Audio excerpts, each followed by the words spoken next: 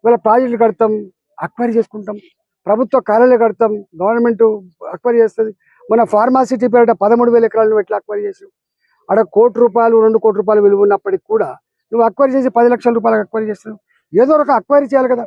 నువ్వు అక్వైరీ చేయకుండా నీ తాత జాగీర్ లాగా నువ్వు ఇవాళ వచ్చి ఇవాళ మొత్తం కూలగొడతా, నువ్వే ఇవాళ కొత్తగా పుట్టొచ్చినట్టుగా, నువ్వే కొత్తగా ముఖ్యమంత్రి అయినట్టుగా, అంతకుముందు ప్రభుత్వాలు లేనట్టుగా, ప్రభుత్వాలకు ఈ ఎకలాజికల్ బ్యాలెన్స్ గురించి లేకపోతే ఇతరత్వ గురించి ఆలోచించడానికి మాట్లాడే మాటలు థర్డ్ క్లాస్ మాటలు ఇవి.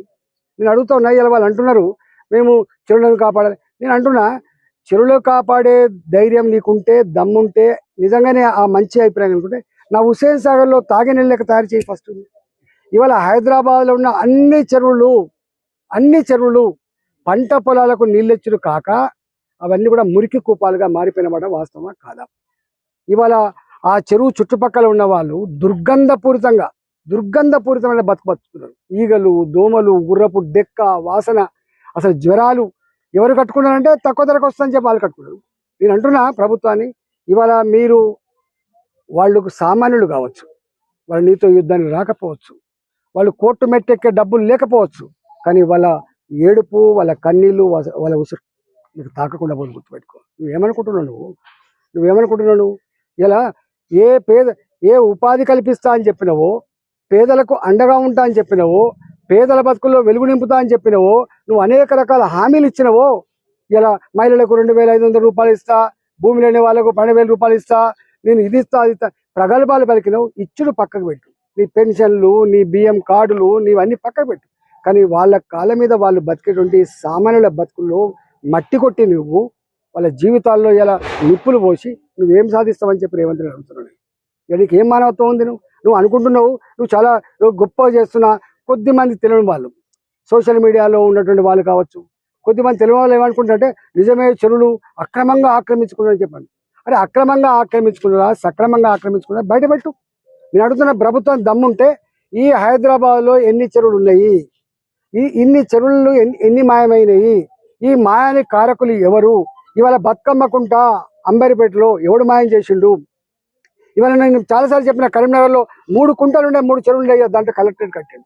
ఇవాళ అనేక చెరువులు, అనేక కుంటలు. ఇవాళ ఇక్కడ కృష్ణకాంత్ పార్క్ ఉంటుంది, ఈసుబుడలో ఉంటుంది, అనేక చెరువులు. మాసప్ ట్యాంక్, దాని పేరే మాసప్ ట్యాంక్, ఇలా క్రికెట్ గ్రౌండ్ అయిపోయింది. ఇవాళ నీవు కొన్ని వందల చెరువులు డిస్మాంటిల్ చేసి పార్కులు పెట్టి దాంట్లో ఇవాళ హుస్సేన్ సాగర్లో ప్రసాద్ సినీ మ్యాక్స్ ఎక్కడి నుంచి వచ్చింది? జలవిహార్ ఎక్కడి నుంచి వచ్చింది? అక్కడ ఉన్నటువంటి హాస్పిటల్ ఎక్కడి నుంచి వచ్చినాయి? అక్కడ ఉన్నటువంటి పారడైజ్ బిర్యానీ సెంటర్లు ఎక్కడి నుంచి వచ్చినాయి? అనేక మాల్లు ఉన్నాయి. ఇలా అవన్నీ కూడా FTAలో ఉన్నాయి. అవన్నీ FTAలో ఉన్నాయి. కానీ నువ్వు వాళ్ళ జోలికి పోయేటువంటి సత్తానికి లేదు. ఇవాళ ఎవరి జోలికి వస్తావు నువ్వు? చిన్నలు నువ్వు అంటున్నావు ఏదో నాగార్జున పడ్డా, నీకేం కక్ష ఉందో నాకు తెలియదు. నిన్న ఒక ఆయన మాట్లాడుతాడు, ఆయన దానికి హైడ్రాక్ ఇన్ఛార్జ్ ఉన్నాడు.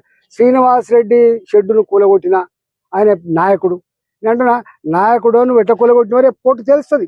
అసలు ఎంత దారుణం అంటే, షెడ్లు కూలగొట్టి పోలే వీళ్ళు, షెడ్లు కూలగొట్టి అందులో ఉన్న సామాను కూడా డోజర్లకి అంటే ధ్వంసం చేస్తుందంటే ఎంత కక్షపూరితంగా ఉన్నారు వీళ్ళు, ఎంత ద్వేషపూరితంగా ఉన్నారు వీళ్ళు అంటే వాళ్ళ బతుకుల పట్ల ఎంత హీనంగా వ్యవహరిస్తున్నారో దాన్ని బట్టి మనకు అర్థం కావాలి. తప్పకుండా ఇవన్నీ అంటున్నా, ప్రభుత్వం ఏ పేదల ఆస్తులైతే ధ్వంసం చేసిందో వాళ్ళ అసెట్ చేసి నువ్వు నష్టపరిహారం కనుక ఇవ్వకపోతే నువ్వు అనుకుంటున్నావు ఇది ఇక్కడితో ఆగిపోద్ది అనుకుంటున్నావు. వాళ్ళ ఉసురు, వాళ్ళ దుఃఖం, వాళ్ళ కన్నీళ్ళు ఊరికే పోవు. వాళ్ళకు అండగా కోటాను మంది ప్రజలు ఉన్నారు. ఇలా హైదరాబాద్లో చెరువుల పక్క పొంటి కానీ ఆనాడు మనిషి తిరిగినటువంటి అడవులలో చెట్లు వేసుకొని గుడిసెలు వేసుకొని జీవించడం అంతా కూడా పేదవాళ్ళే. ఇలా వాళ్ళ సంఖ్య వాళ్ళు ఏదో 5 లక్షలు 10 లక్షలు కాదు. హైదరాబాద్లో ఉన్నటువంటి వీళ్ళ కంటే కూడా అత్యధిక పాపులేషన్ కలిగినటువంటి పేదలు కంటి మీద కొనుక్కులేదు.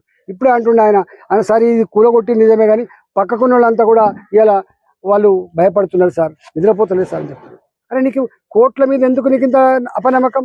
ఇలా సాటర్డే అయితేనే సండే అయితేనే కోర్టు మెట్లు ఎక్కలేరు అంటే కోర్టులు గంత అనాలోచితంగా ఉంటాయా?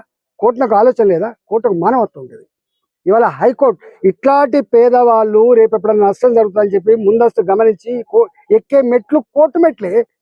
ఆ కోర్టు కూడా సాటర్డే ఉండదు కాబట్టి, సండే ఉండదు కాబట్టి అంటే మీకు జడ్జిల మీద నమ్మకం లేదు, చట్టాల మీద నమ్మకం లేదు, మీకు మీకు కోట్ల మీద నమ్మకం లేదు, మీకు దేని మీద నమ్మకం ఉంటుంది?